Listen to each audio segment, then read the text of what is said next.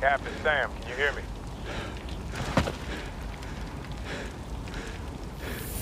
On your left.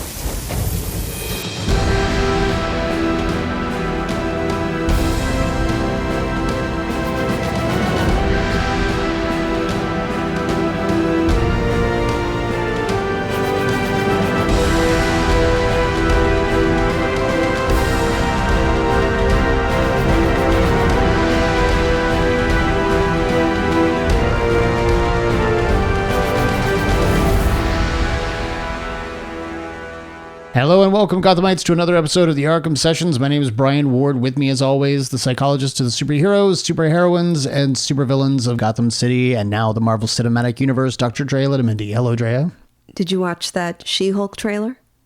Is that what we're talking about today? Yes, we're going to spend this entire episode talking about the She-Hulk trailer. Did you watch the She-Hulk trailer, Drea? I have many thoughts. Wow, we're really okay. So, what are your thoughts on the She-Hulk trailer? This isn't the platform for it. Oh, but, okay. Are you going to give us your thoughts on the She-Hulk trailer on another platform? I definitely need to see more trailers and the further development of what She-Hulk is actually going to look like.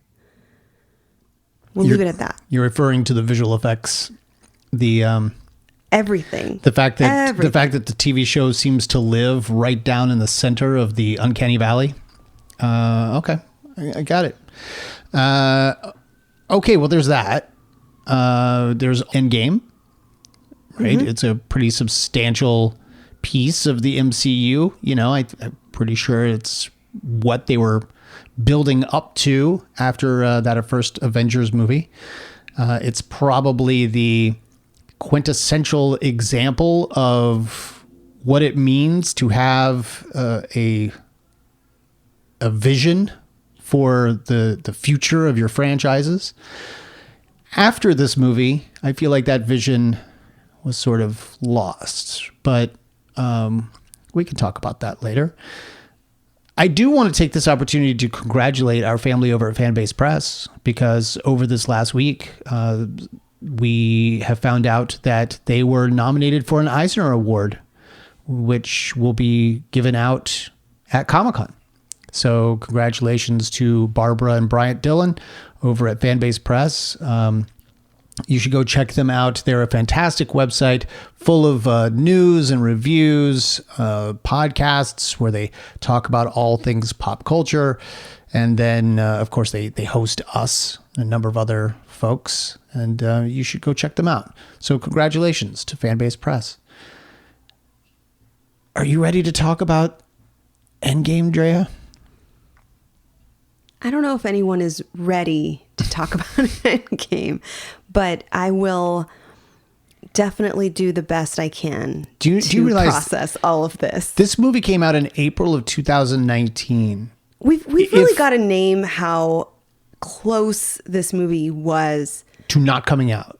To not coming out, to not giving us. I mean, I don't mean that they owe it to us, but to not giving us that experience we had in the theater, which are memories that I definitely cherish now, given where we are in the pandemic. Yeah.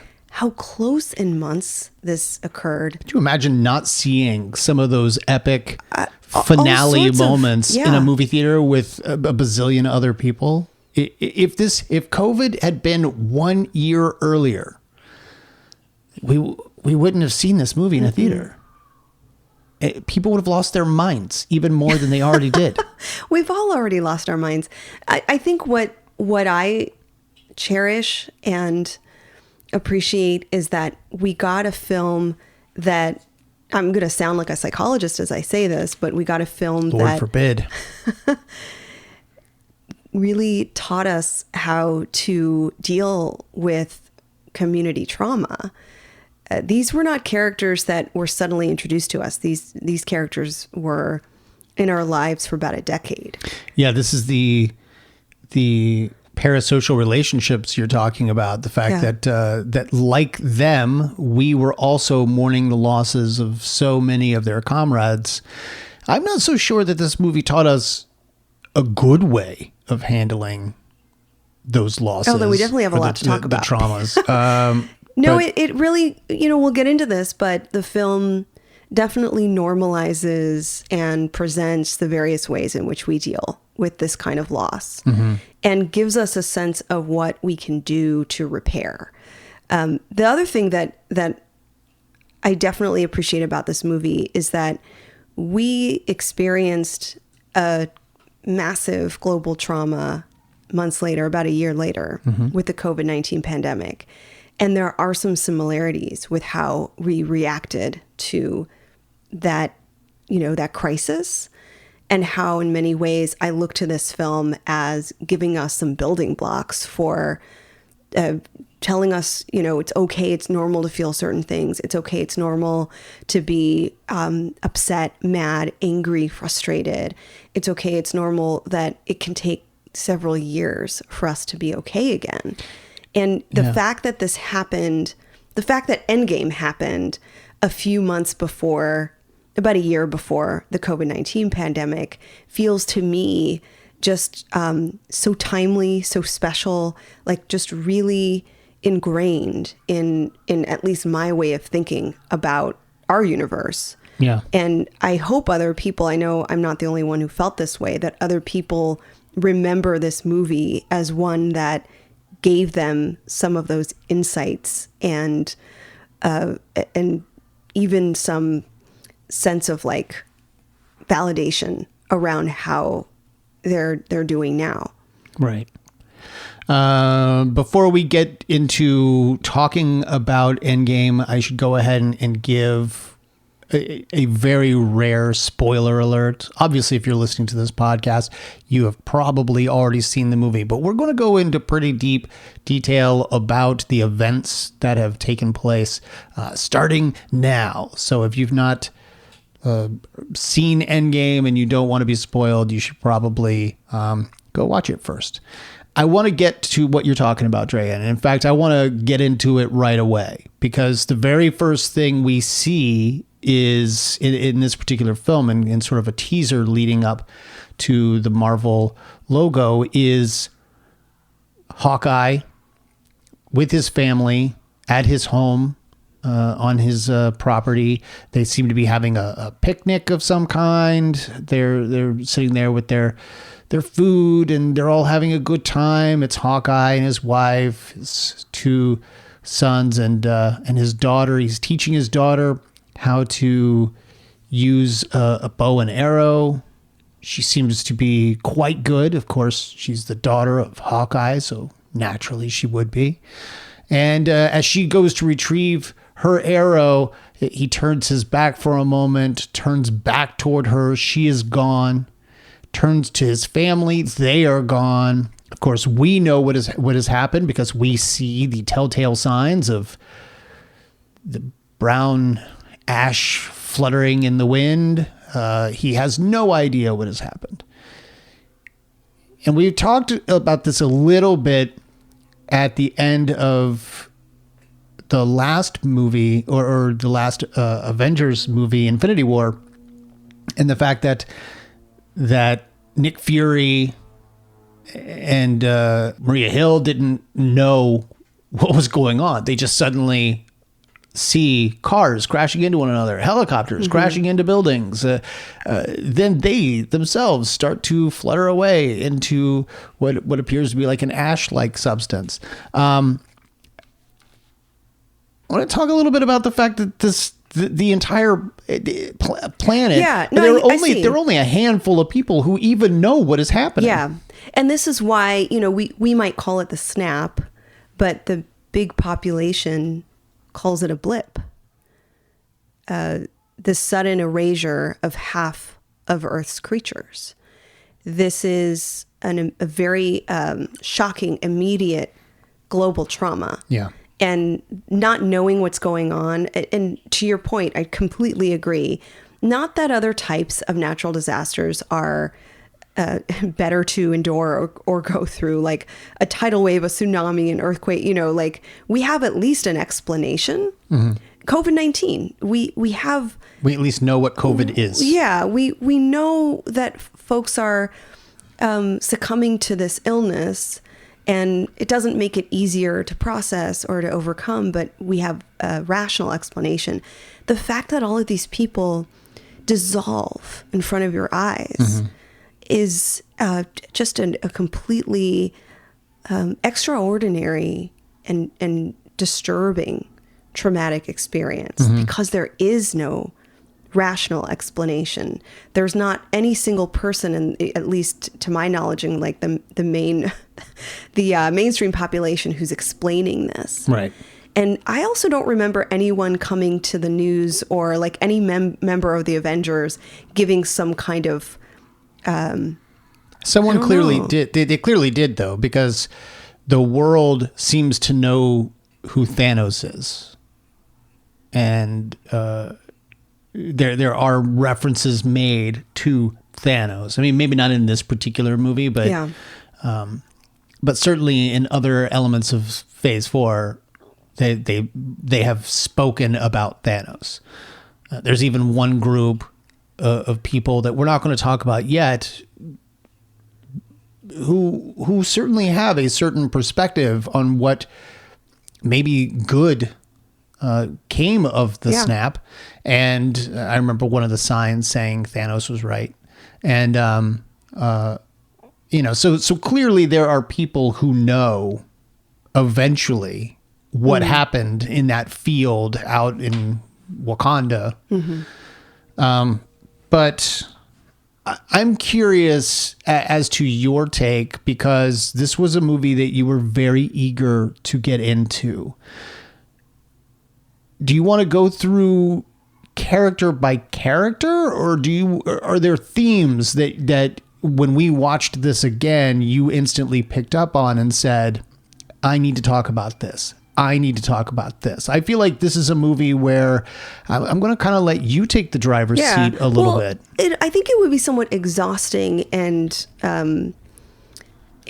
painstaking to go through each character, even each scene of this film. So many characters. We have done that in the past, but there's just so many. One thing I do want to name is just how many characters aren't there in the beginning of this movie. Half of them. Right?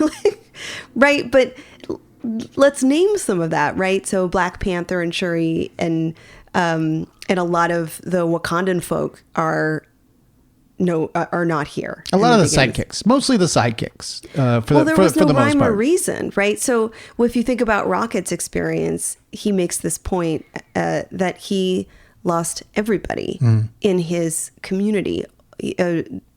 Star-Lord, Gamora, who was lost in a different way, which we'll talk about. Drax. So Groot. He had. It's not to say that his experience is necessarily different from others to the degree around numbers, but he lost his social support. He lost all of his social support, and he lost his very good companion, which is Groot.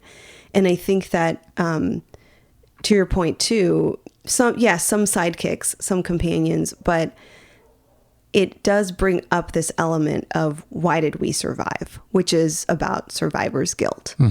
And some characters show the aftermath and what I would call the symptoms of survivor's guilt, which includes perseverating over the event itself, which includes staying in real kind of negative feelings about the event. If anybody, I'd say that one of the characters that has some level of survivor's guilt is Rocket, because he's determined to be committed to getting them back, and he has no explanation for why all of them are gone and why he's remained. And he is a character we've talked about on the show before, who struggles with belongingness and identity, but has found his purpose. A group of people who accept him. Yeah. And so he I think is a character that in this film really shows us a lot of ways in which we would respond to something like this. It's interesting because I almost think when you talk about survivor's guilt and how some people might respond, And I think that this is twofold, because unfortunately Thor is given the role of comic relief, right? He's gotten fat. He's become an alcoholic. He is disengaged from the rest of the world. And this is a very real thing, right? This is a very sad image of a once strong, powerful, confident character. And yet we are laughing at him because what we know of Thor is strong, powerful, confident.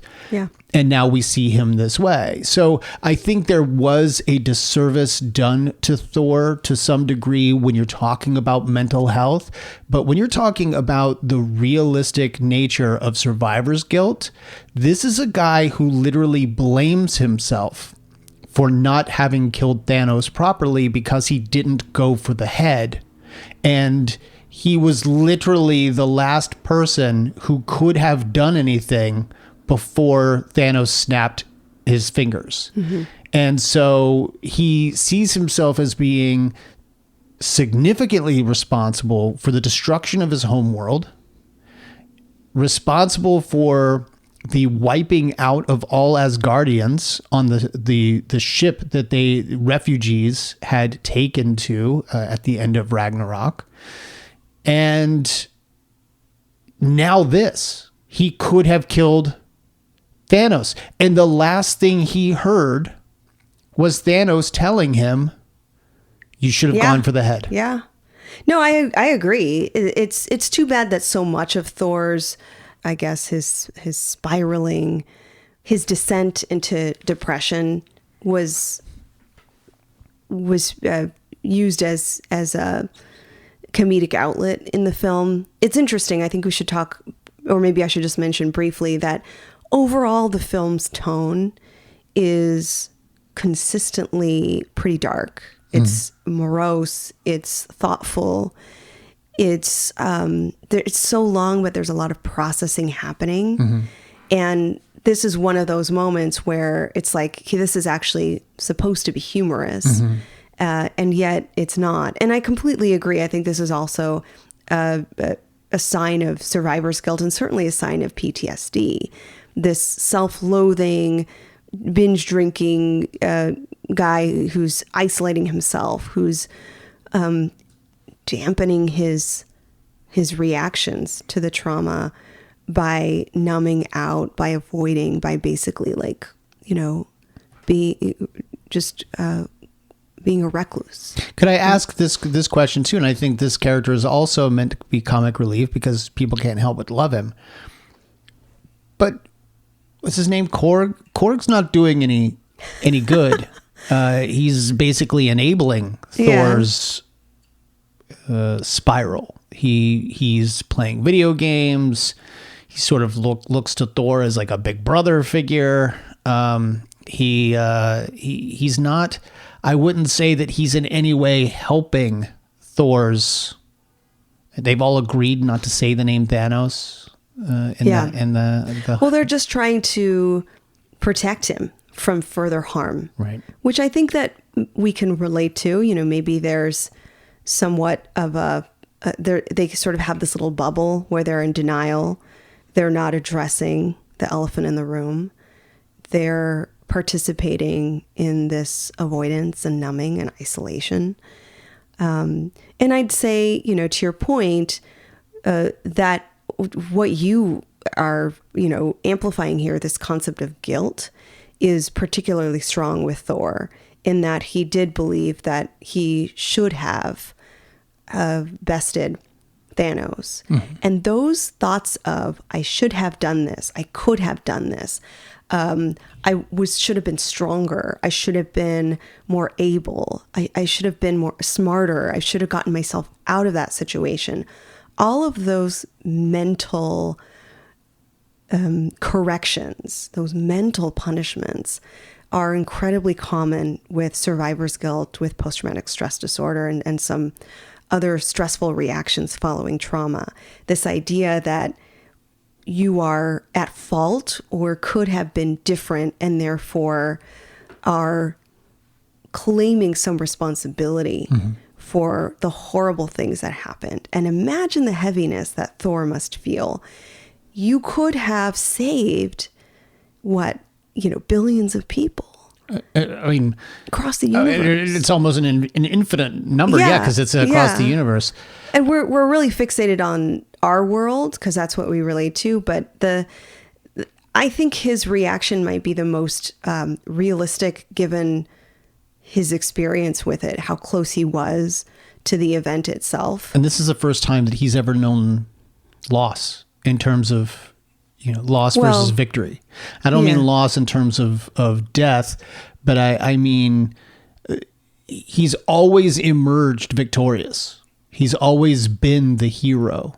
And in this final moment, he could have been heroic, and instead he cost the universe all these lives. Mm-hmm. And this is the first time he's ever experienced anything like that before. So I can only imagine what it has done to his confidence. So we should point out that it's not like the last thing he did before becoming fat and an alcoholic was miss the head of Thanos. He actually, they track Thanos down using emissions from the gauntlet, and Thor finishes the job. He cuts off Thanos' head, presumably ending any chances they have at ever retrieving the stones, even though Thanos was straight up telling the truth. He destroyed the stones. Yeah. This is, by the way, I want you to remember this scene because I think it's very important. I think there's a little bit of a kind of a continuity problem that I have with the movie. And, oh, really? Well, one could easily chalk up Tony's death at the end of the film. Whoa. I said we were getting into spoiler territory. I didn't here it is. Well, but one could chalk it up to just simply using the gauntlet, with the fact that no one is able to harness all of the power of the stones. Thanos used it properly, or used it to wipe out. I like how you said properly. Well, I mean, like, this is what you should do with this. He didn't seem to have any problem.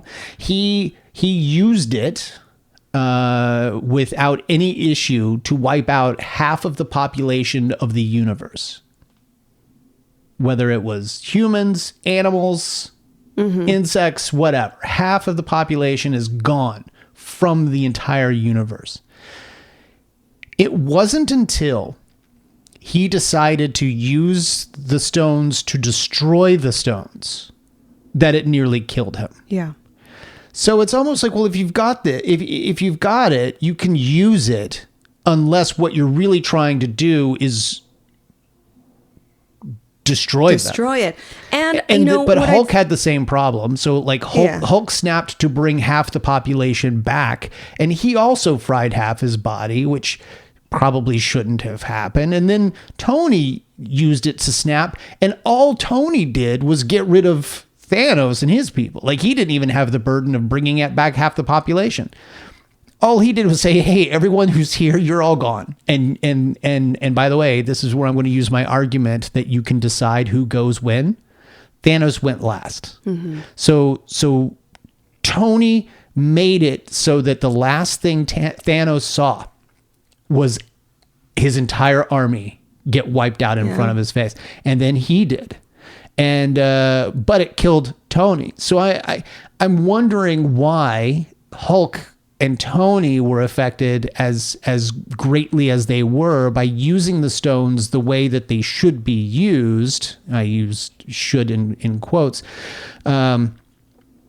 Whereas with Thanos, is he really just that much more powerful? Or is this a continuity problem? Maybe a little of both. Maybe. I do have issues with this movie, and some it's okay. You're seeing some of them. I think it's okay to have some issues with it, and we need Tony to die. We don't need him to die, but this film, everything. It's the end of his story. Yeah, everything that culminates does require the first member of the Avengers to find the end of his life here, and I think that to your point, yes, it seems disproportionate. The amount of damage that these stones do seems varied, and it's not clear. It's always exactly half your body, no matter how big you are. It's always exactly half your body. And yeah, all right. So we'll let that slide. The only thing that seems proportional is that each of them has, Hulk, Tony, and Thanos have different body types and different structures and body strengths. And it could be that simply using it in this way does impact, does deteriorate the arm that you're using and could lead to injury of the body, and that Tony has a human body and he just couldn't sustain those injuries. Well, but then here's my issue. And you remember how last time I said I had issues with the stones themselves. Yeah.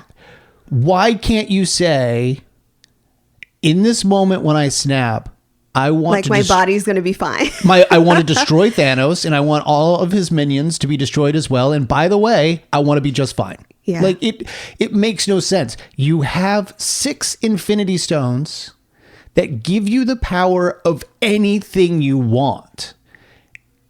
And there isn't protection involved with that. Like, I understand Thanos being destroyed because he destroyed the stones. Sure. That's on a different level. That's on a completely different level. You are destroying 6 cosmic things that were created at the beginning of time and have created, they're the most powerful things in the known universe. You are now destroying them. Makes sense that you're going to suffer the wrath of that. But why can't these other people be protected simply from having snapped their finger? Like, I don't understand why you can't be like, I want you gone. Right. And a force field surrounding my body, protecting me I from... think what was helpful is when we watched, and we're bouncing around, so I do need to get us on track a little bit. When Hulk is able to use the stones, he's given guidance on, these are the things that you have to think about, and here are all the elements of recovering these people. And it could be a matter of mental balance, mental energy, and some specificity around that really keeps you from actually preserving your body. Yeah. I think we actually might be looking way too far into the impact of using the stones and why it does all this. We know there are certain things that can't be done no matter how hard you think about it. Yeah. For instance, Hulk says, I specifically tried to bring Nat back, but I couldn't. Yeah, that's an excellent point too, because that means that you're essentially wishing a reality, or you're undoing an event.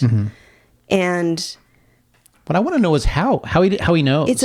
How he knows he didn't. Like, there's a whole world and universe out there. Like, did the stones in some way communicate back to him? No, that can't be. I think we can't do that. It is an imaginal knowledge. I think he does know. But getting back on track here a little bit, the fact that early in the film, the Avengers, or the remaining Avengers, confront Thanos and say, essentially, we're going to undo what you did now, and fail that is a terrible lesson. I don't mean terrible like we shouldn't have learned that, but like a real fitting lesson. Something that does feel terrible, but is a reminder of the idea that this isn't going to be easy. Yeah. That undoing this loss isn't simply about a quick fix. Yeah.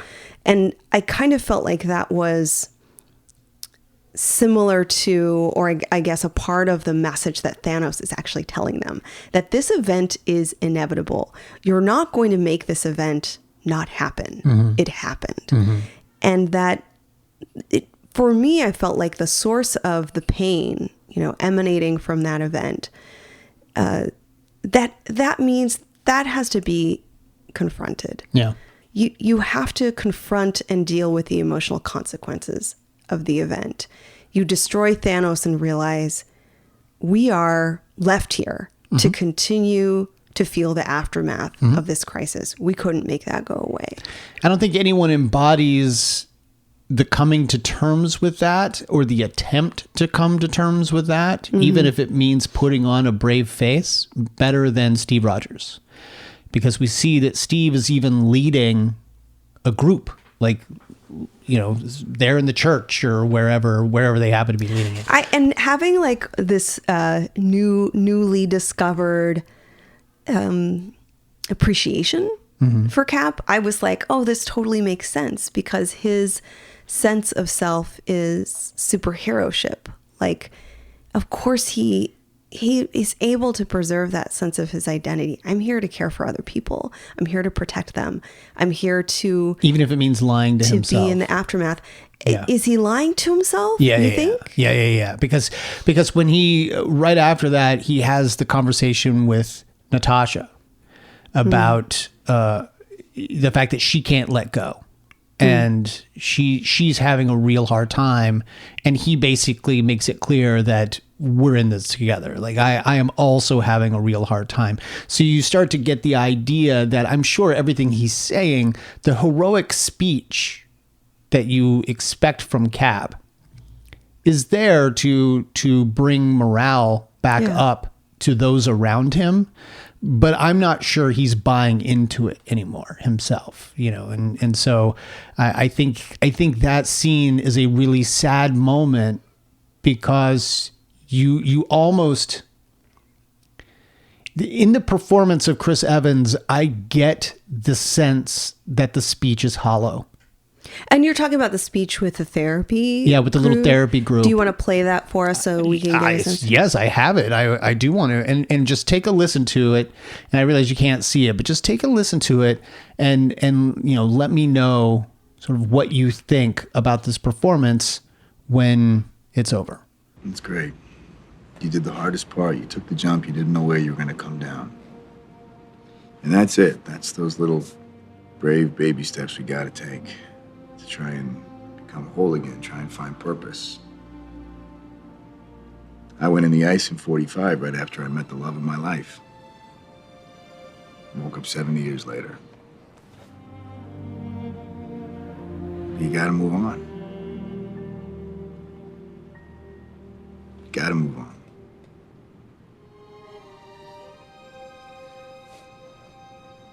The world is in our hands. It's left to us, guys. And we gotta do something with it. Otherwise, Thanos should have killed all of us. Maybe the moments that are the most authentic are between Nat and Cap. That's sort of how it's been for a lot of the movies, right? Yeah. And you know, she has been able to basically form her life around trying to recover these people and becoming the leader of the remaining survivors. He's kind of serving as a steward of healing. He's running these therapy groups. He's along with this mission. And there are other survivors that connect with him basically on a Zoom call once in a while to report back on what they're seeing. That includes Captain Marvel. That includes Rocket Raccoon. That includes who else is out there? The Wakandan folk, Bruce Banner. So they've got a team of survivors. Oh, and Rhodey. Yeah, and it's Nat who is just showing these signs of exhaustion and compassion fatigue. These are the signs of someone who is overly committed and dedicated to this mission, with maybe, to your point, this hollowness around it, this deeply felt, maybe a belief that it's becoming too late. At this point, it's 5 years later, and they're becoming more and more set with the realism of this. They're becoming more and more aware that maybe the search should stop. Like maybe the mission needs to wrap up, that they need to dedicate themselves to something else and move on. Yeah. What's interesting is immediately after that, we meet basically the one person who has not been dealing with this for 5 years. And there's an interesting dichotomy there, because you take these characters like Nat, like Steve, like Tony, who have been dealing with the aftermath of this for the last 5 years, and then you take Scott Lang, who just showed up after what felt like only 5 hours. And yes, he acknowledges that he has lost people, but he's still in that denial phase. He's still in the, hey, well, we can fix this. And I know how. I've just been in the quantum realm. He comes in with an injection of excitement and of this sort of energy that the others may have had 5 years ago, but have been worn down. This is a guy who basically represents all of us in the world who aren't being touched by whatever tragedy is going on the other side of the world. Yeah. Right? We come to these things going, come on, let's do this. Whereas the other people who have been touched by these tragedies are just completely torn down. And I think that's a fascinating dichotomy. Well, it's more than a dichotomy. It's a process, right? Because the recovery phase of a traumatic event goes through these cycles or these different periods of emotional experiences. And the first few instances, like what we typically do, and this comes from the Kubler-Ross grief and loss model, which I know a lot of people know, the 6 stages of grief, and how that model expanded after that. The first few reactions are, denial, shock. This isn't happening. That we can undo it. This isn't real. It'll be fixed. There's a quick solution, or there's a nearby solution.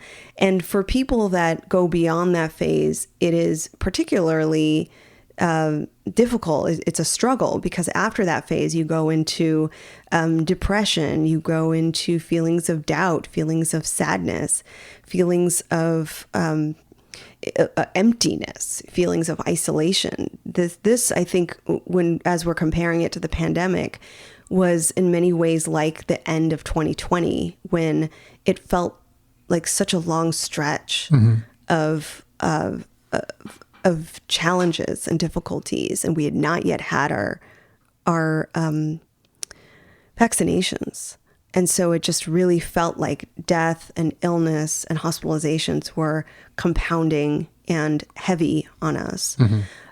Following that phase, then you start to see things like acceptance and problem solving, things like experimentation. What can we do differently? How can we learn from this? And we see these characters in different phases like that. You got to point out Clint, who's in a real wild phase when we encounter him. He's anger. Exactly. He's in an angry phase, but he's also in a cycle of re-traumatization. He's become this relentless assassin who is slaying all of these innocent people. No. Whoa. Well, are we going to call him innocent? I mean, he's a mercenary, right? So he's going after people that have likely committed crimes. Or he's going specifically after criminals and crime lords. Yes. He's made it his mission to go after these. They're all criminals. He's not killing random. Are they all criminals that deserve to be murdered? Well, that's a philosophical question. Yeah, I'm not going to answer that one way or another. But well, I think what I'm more fixated on is the fact that he isn't in any way coming to terms with what's happening. Yeah. He's creating a world in which he can enact violence. He's essentially reenacting and re-engaging with his own sense of aggression, guilt, blame. And he's in this heightened sense of risk. So he's putting himself into these real dangerous situations, maybe out of hope that someone will in turn harm him or kill him. Yeah. I mean, there is this sense that the only good things he ever had in life, the only things that kept him on the straight path were his family. And now his family is gone, and he has decided to go after everyone and kill everyone, which is why when Natasha comes and says, we may have found a way. He says, don't give me hope, because A, don't elevate him to the point that if he just comes crashing down even harder, things are going to get worse. But then also in the moment where he and Natasha are fighting to see who will sacrifice themselves, he basically says, look, I have lost my family, and it might be worse if they come back, because I will have done all these things. Mm-hmm. And I am a different person now than I was before they left. And the idea of having to face his family again, knowing that he was Ronin for this period of time, is really unsettling. Wait, to him. Ronin the Destroyer? No. Well, the Ronin. the Ronin. Got it. Okay.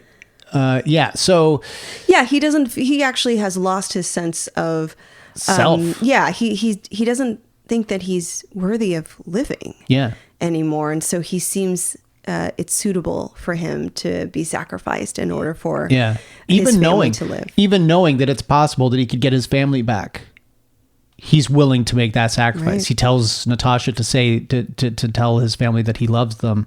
And that's going to be his big heroic farewell. And it doesn't work out that way, because Natasha, on the other hand, has really only ever known one family up to this point, except then we find out there was a whole second family that she had just reconnected with. And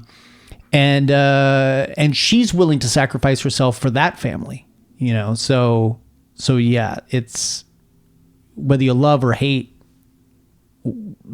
how Natasha dies in this movie, it is a sacrifice to that one family that she believes she has acquired. And there should be something to be said about that. Well, a lot of this comes down to a sense of regaining control. And I think that's primarily present for Natasha. But all of this, like as we talk about everybody's maladaptive responses to this huge trauma, some of which is, if we wouldn't dare rank them on healthiness. Let's do that. But let's right now. Let's rank them. Oh, okay. It's unfair. But to say that, clearly Clint is outwardly, destroying communities and is stuck in this cycle of adrenaline. That could be seen as incredibly maladaptive and destructive. Thor is destroying his own sense of self, his physical body, his mental health, just essentially disappearing. Nat and Cap are experiencing some of the pains of survivor's guilt and are fixated on how to make this better. Mm-hmm. And I imagine some days might feel better than others. Some days might feel effective. They're reaching people who are suffering, just like in group therapy. Whereas I think there are times when they do feel that sense of hopelessness and the extra weight of responsibility. Like if we aren't creating lives that are completely dedicated to righting this wrong, who will? Yeah. And it's that sense of, there may be nothing left of these people, nothing left of their memories, nothing left of their courage, of who they are, of what they believed in if we give up. And that's commonly seen in survivors of combat trauma who need to make sense of what happened. And so that control piece comes in. I feel helpless. I feel hopeless. The thing that makes me feel better is gaining some kind of security and control and certainty over my experience. And what could that look like? Mm-hmm. So as I've often said, I feel like the first three phases of the MCU are really sort of Tony's story. Mm-hmm. We start with him, and he's certainly got the biggest arc over the course of those years in those movies. And here we see an incredibly bitter character who feels like Cap and those with Cap abandoned him and the team when they were needed most. He brings up in their faces that he had said he wanted to build a shield around the world. And, boo-hoo if your precious liberties are sacrificed. Ooh, the Accords. I am protecting the Accords your... come up again. Yeah, well, why didn't we all sort of. sign the Accords? Yeah. And so... None of this would have happened if y'all just would have signed the papers. Right. For better or for worse. And I don't think that he's accurate in that assessment, but that's how he feels. He feels vindicated in having had these thoughts to begin with and having spent his entire existence of the MCU trying to make the world better and safer, even if it meant sort of a fascist, militant, I'm going to protect you whether you like it or not sort of regime of Tony's. And then at the end of this arc, he sacrifices himself for the good of the world, for the good of all of humanity and those in the universe who have been affected by Thanos.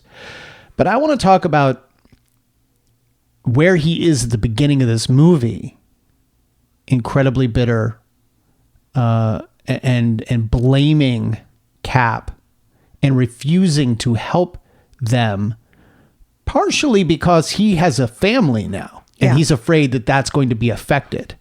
Talk a little bit about Tony, Drea. Well, in the first, I think it's before they kill Thanos, in the very beginning, he has some very extreme reactions.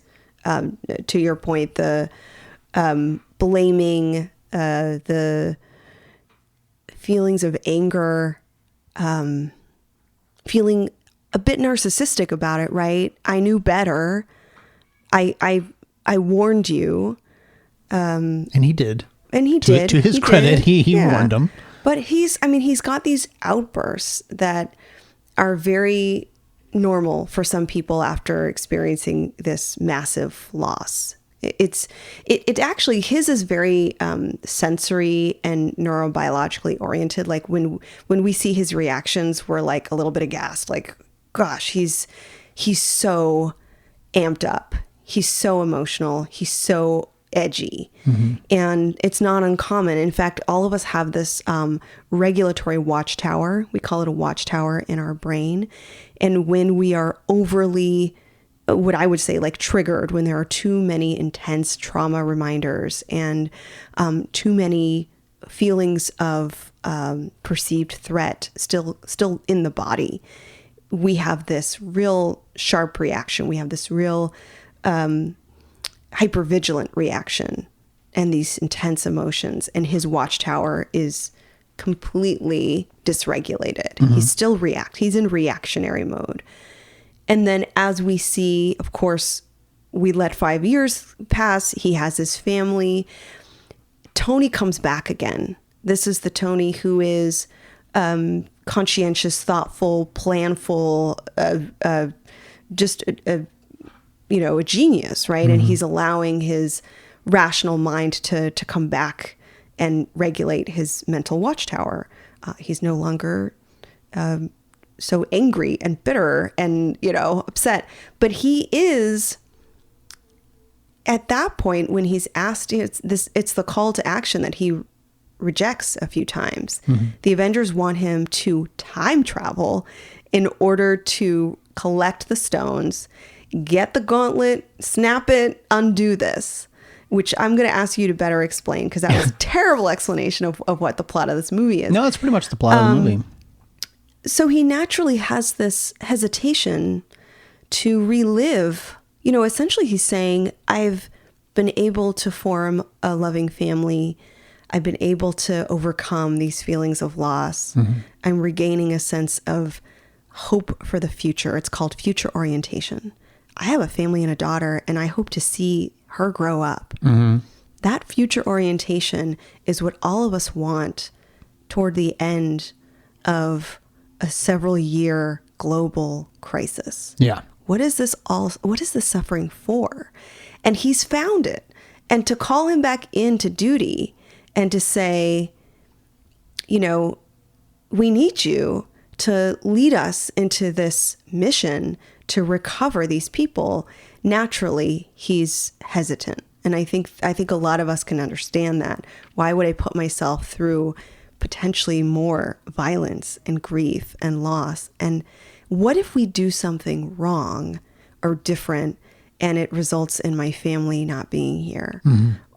What an incredible sacrifice he makes then to go to the Avengers compound and say, I've got the answer. I can help you with this time travel heist. Let's do it.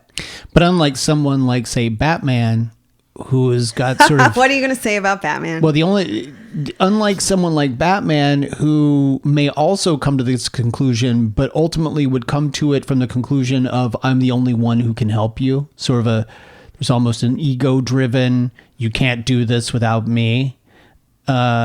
We know we can't do this without Tony, but it's not that motivation that sends him into thinking about how time travel could work and how to fix time travel, like how to make it possible.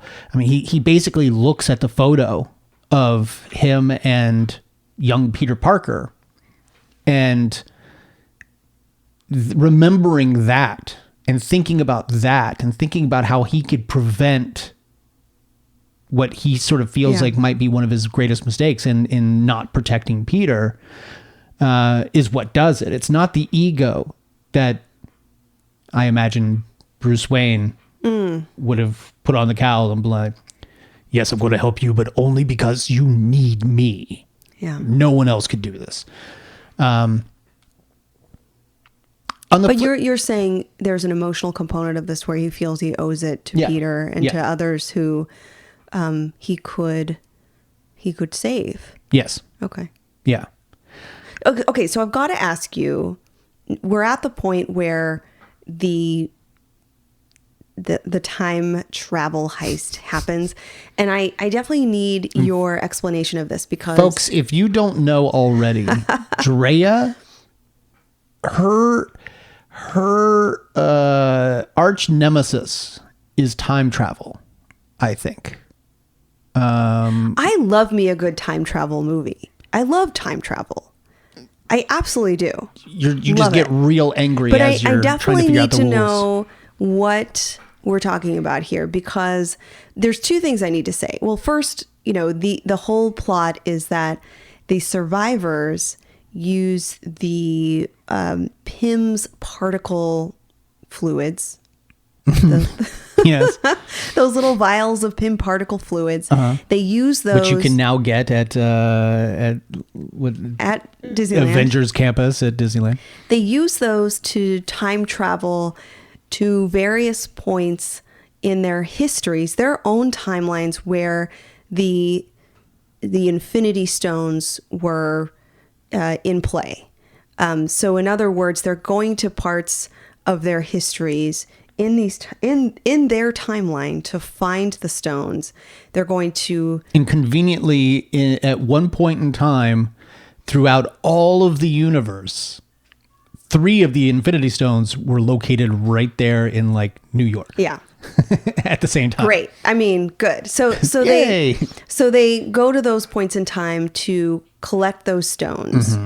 And they're going to bring them back to the future or back to where they are in their current time, use them to bring everybody back, and then go back and place those stones exactly where they were in time. So I think what I'm trying to grapple with is when they grab them out of their time point, aren't they creating an alternate universe?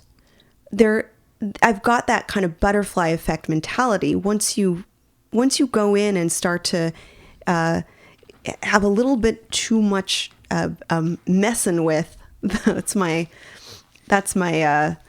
official language for this. You're messing with the parameters, the environment, the people, etc., and you're taking out a really important element of that time. You're literally recounting what the Ancient One is telling Bruce Banner. So how do you overcome this? by literally returning the items. So she says the moment that this stone leaves our timeline, it creates an alternate timeline, which is incredibly dangerous. It basically creates another multiverse situation. And that's also what we're dealing with the TVA when we're talking about Loki. And by the way, this is why we discussed Loki when we did, so that we can actually talk about it here as well.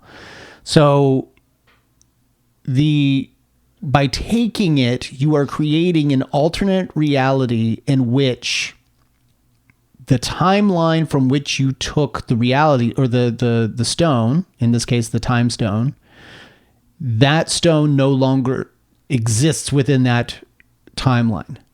The only way to fix that, which I guess the TVA would call a nexus event, would be to take the stone back to that exact moment when it was removed and bring it back. And so that at no point in time was there a moment where the timeline did not have this stone.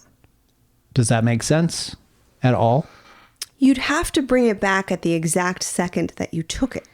That's the idea, yes. Well, yes, that's the idea. Okay. That's the idea.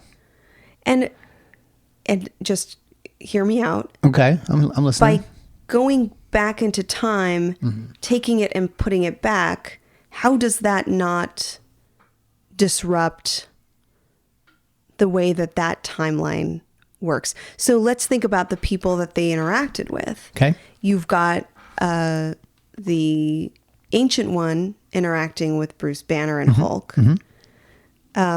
You've got Tony Stark interacting with his own father, which is a really nice moment. It's a very reparative moment. He's seeing his father through his own, through his adult eyes. And further reinforcing what we already found out in Iron Man 2, which is that Howard Stark deeply loved his son. Yeah. He wasn't trying to ignore him. Like, basically everything he did was for Tony. Yeah. And so we get to see that as well. Yeah. Well, but I see what you're saying. Like the thing that bothers me the most, and I'm really bothered. I'm leaping ahead here. Okay. Is that you've got a guy. You got a guy who goes back to put the stones in their original places, and he stays there. Right. So now you've got a person who's literally a second version of another, messing with the time, a second version, a variant of himself. Now, you told me that Cap is in ice while Cap Prime is messing around, hanging out with Peggy. Yep.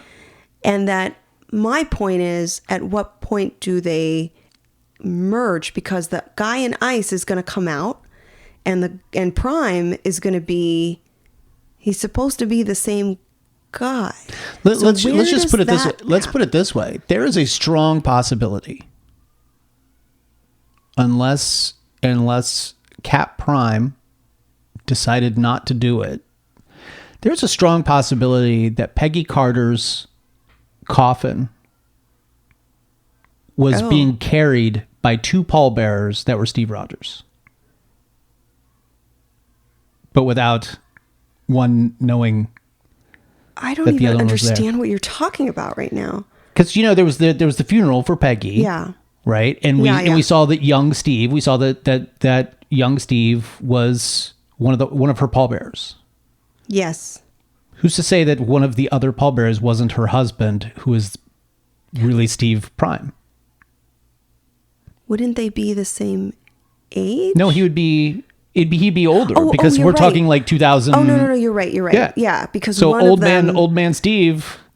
The older Steve is chronologically aging. Correct. The Steve in ice is preserved as a young Steve. Yes. You're saying when Steve comes out of ice, there's like an older Steve and a younger Steve, and they kind of live in the same town? Yes. Or in the same universe. We don't know where, like, we don't know if they're hanging out in the same town together. Like, we don't know that. We don't know where what would now be Steve Prime is.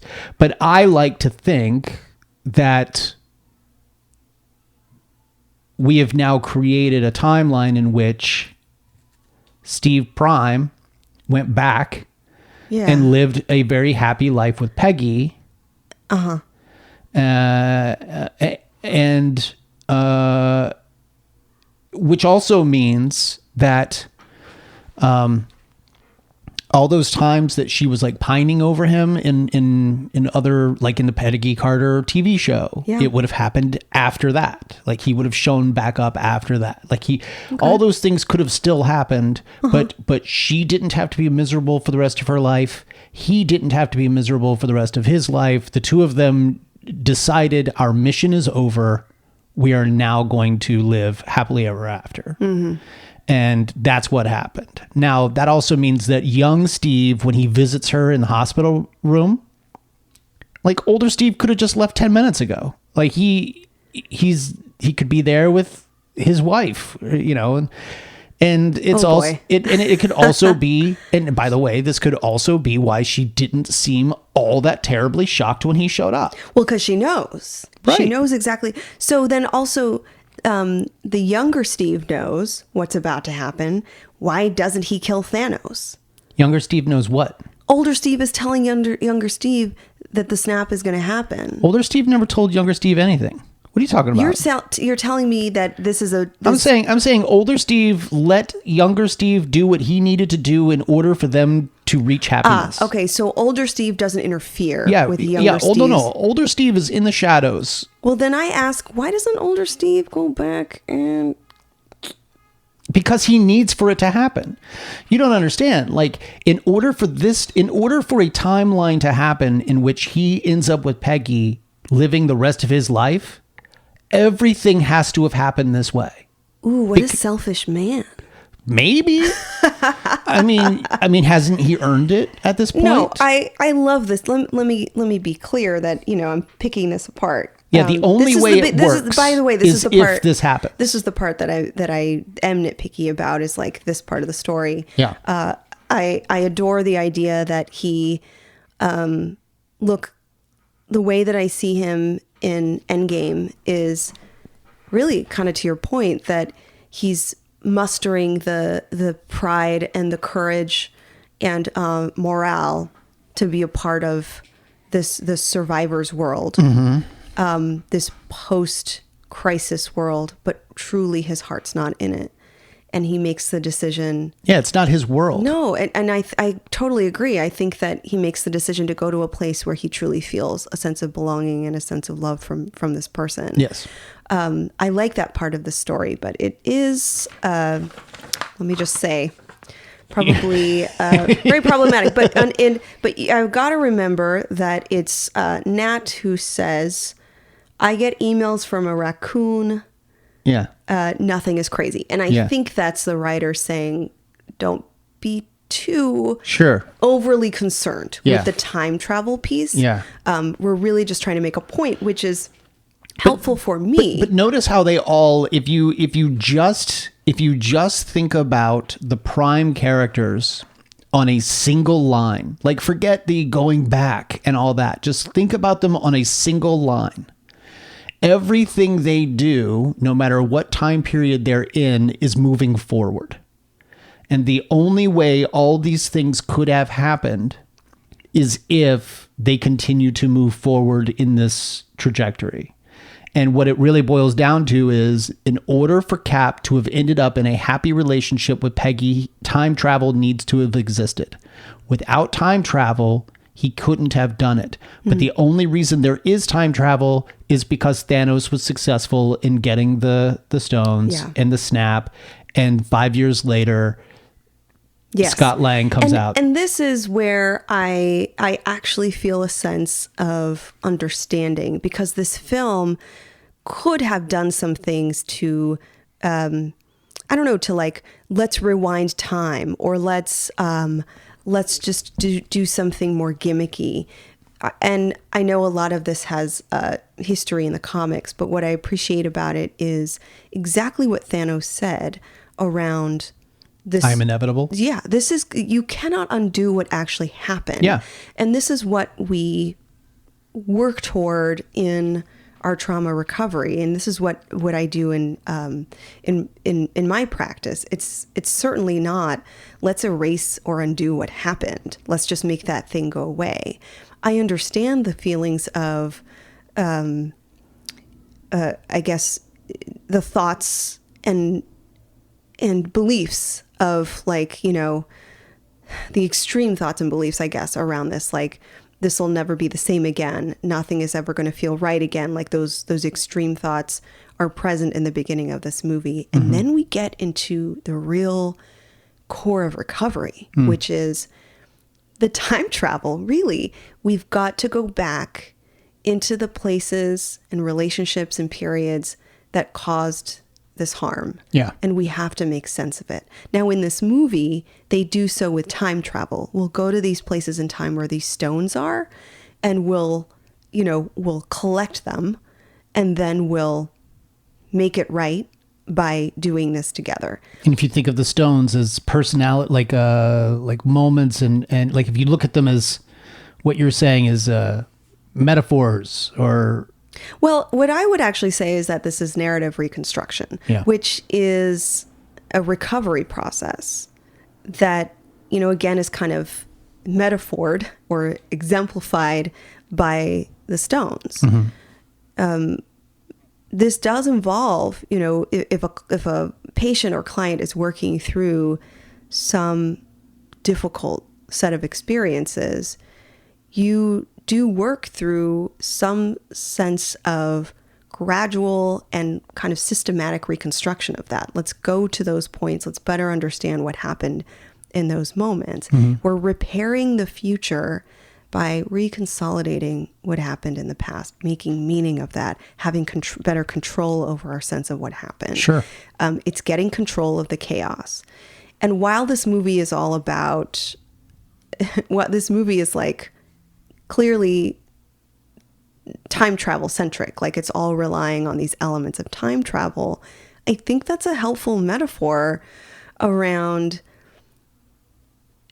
I think, like understanding that you're actually not going to erase the thing that happened. These folks still were gone. Yeah. And when they come back, you've got to deal with the aftermath of that. And I think it's Rocket, if you can bring this conversation up between Rocket and Thor while they're going back to find a stone. I know the one. Yep. Here we go. You think you're the only one who lost people? What do you think we're doing here? I lost the only family I ever had. Quill, Groot, Drax, the chick with the antenna, all gone. And I get you miss your mom, but she's gone. Really gone. And there are plenty of people who are only kinda gone. And you can help them. I admire Rocket so much because these are true comments about our traumatic experiences. There are going to be things that you cannot undo. There's going to be part of the traumatic event that is factual and that cannot be moved or adjusted in any way. But what are the things that you can modify, get control of, actually regain a sense of meaning? And in this case, it was like, you know, Thor knew his mother would still die. Thor knew that some people who were involved in the battle in Infinity War were still dead. But those who were gone in the snap might potentially come back. And I think that that's Rocket's great wisdom around this.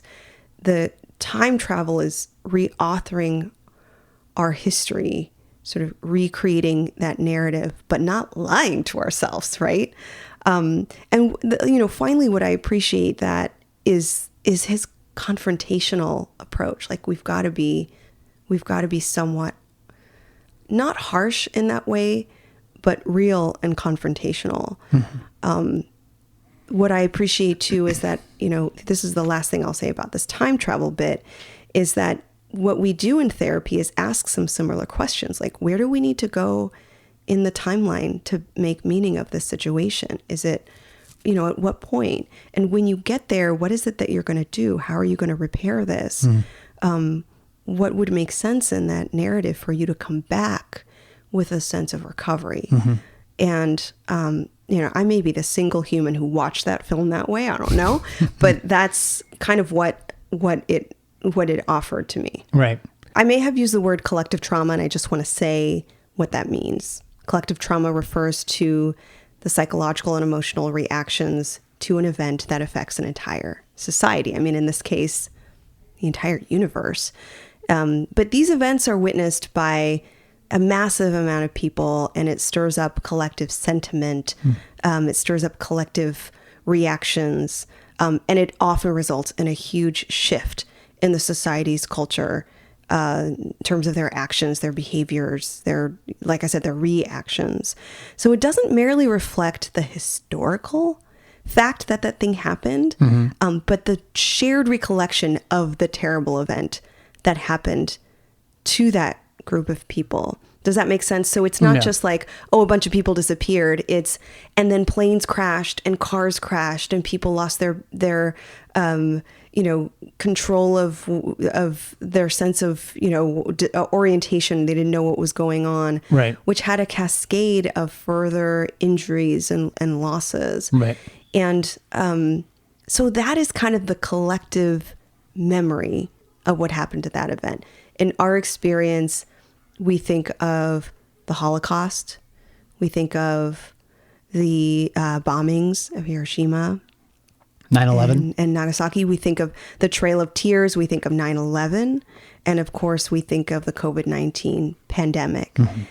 So the uniqueness of this story among all the stories in the MCU is that they really dealt with that collective reaction and cultural shift that happens, and that we'll see will create a cadence of shifts for the rest of the films. This is something that will never go away. Right. It's a great insight.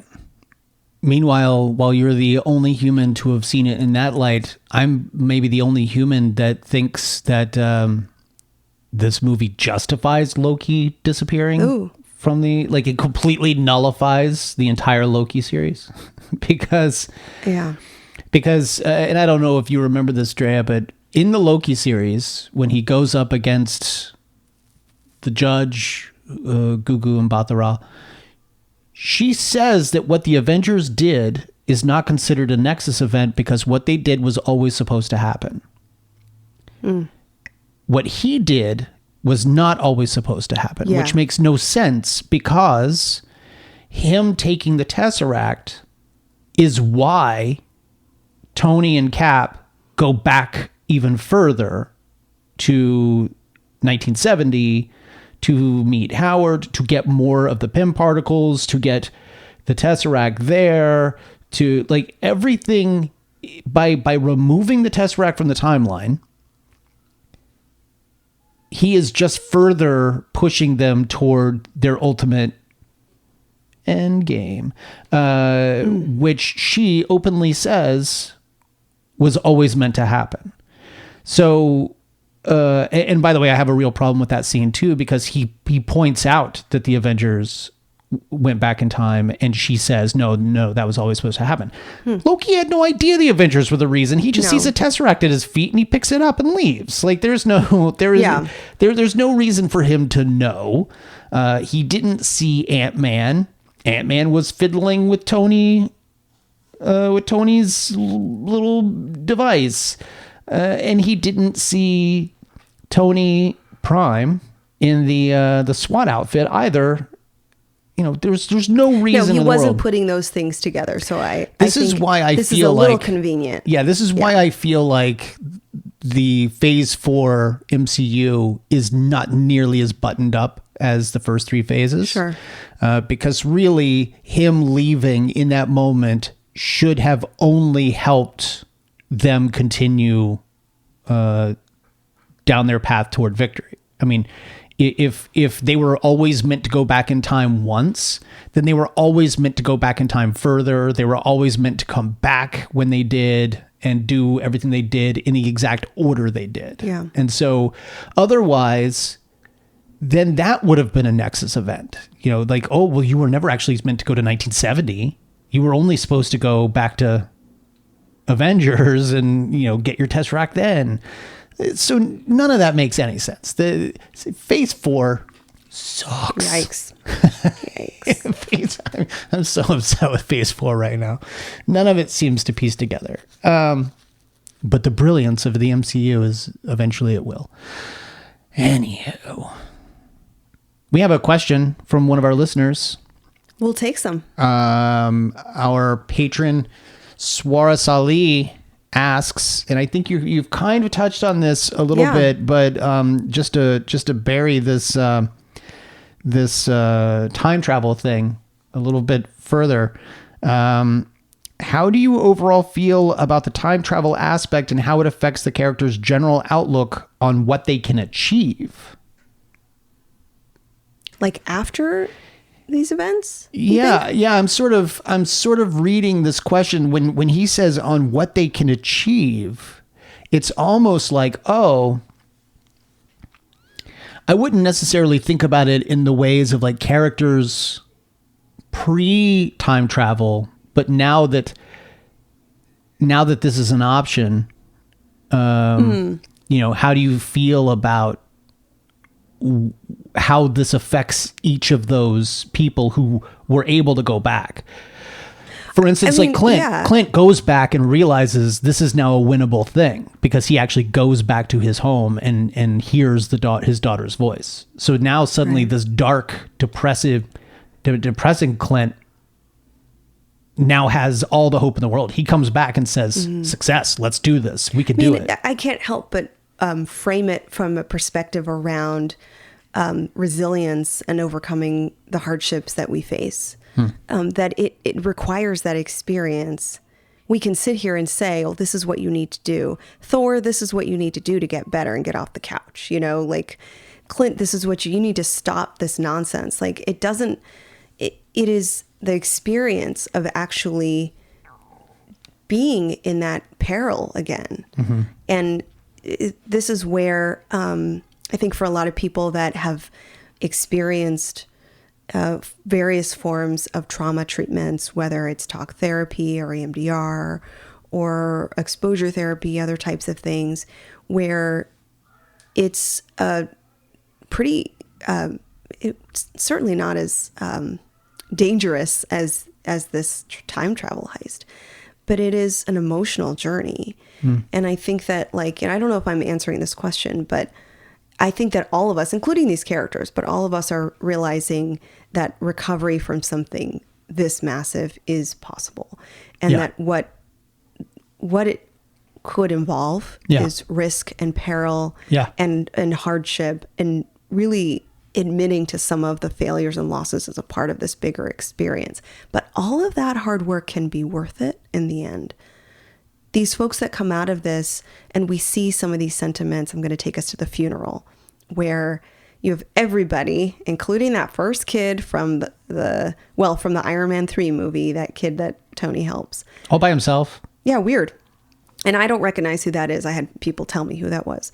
But all these folks in the family, in the community, coming together to grieve the loss of Tony.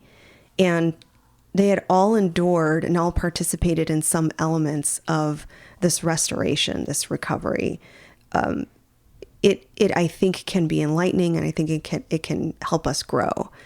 I hope that answers the question. I think it does. Yeah. I think it does. The introduction of time travel, that is how it informs the rest of these characters' futures. Nicely done.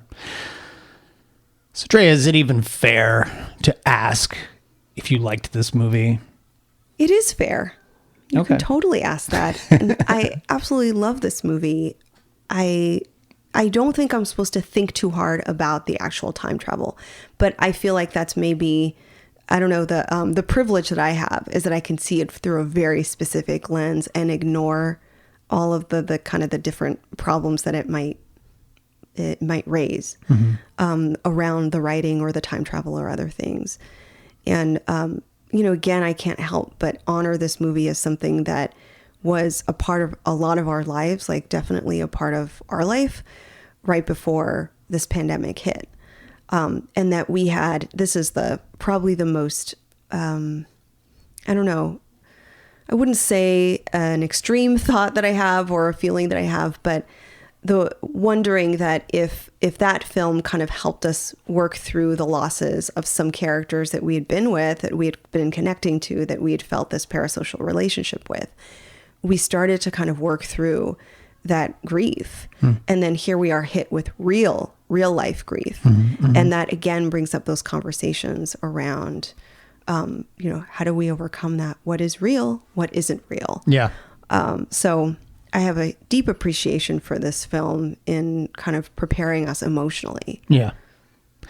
I realize that technically this is not the end of phase 3, that technically Spider-Man Far From Home is the final film in this phase. But I got to tell you, folks, we have decided that this is sort of marking the end of our MCU adventure for now. We're going to let the MCU continue just a little bit before coming back to it. And rest assured, we will come back to it because there's a lot to talk about in some of these phase 4 titles. And then certainly some things coming up in the future. But we do want to give a little bit of time because otherwise we're going to catch up really, really fast and have nowhere to go.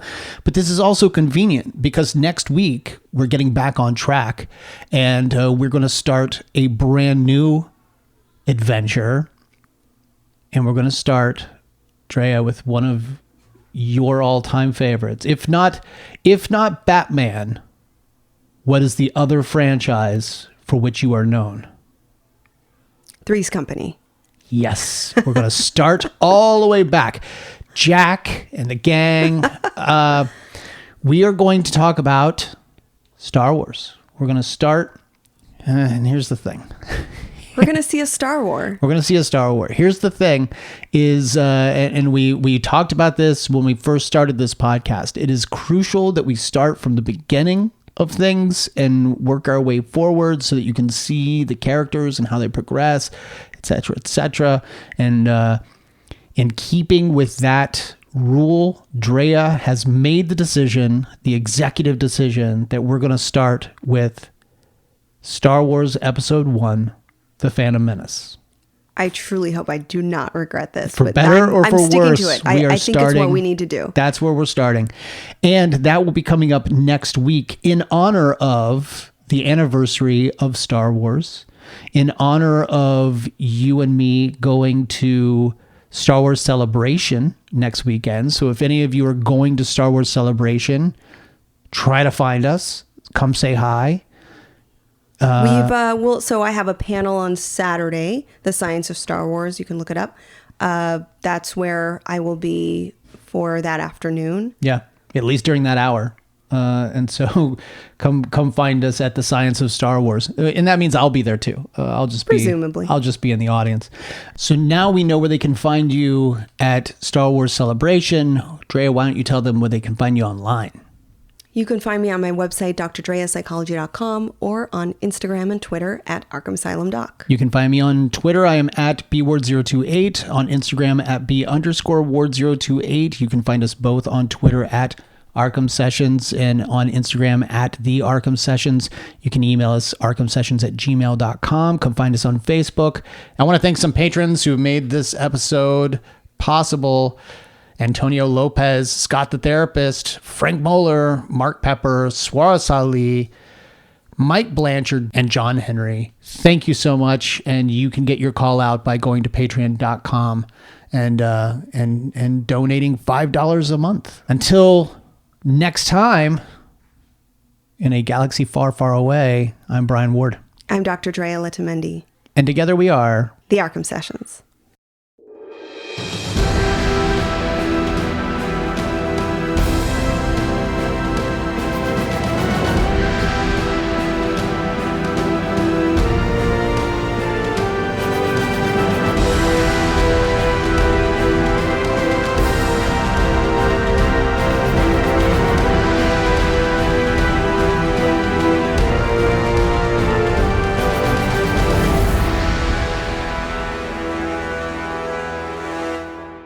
What am I even tripping for?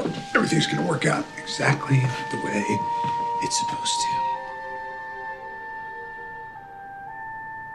I love you 3,000.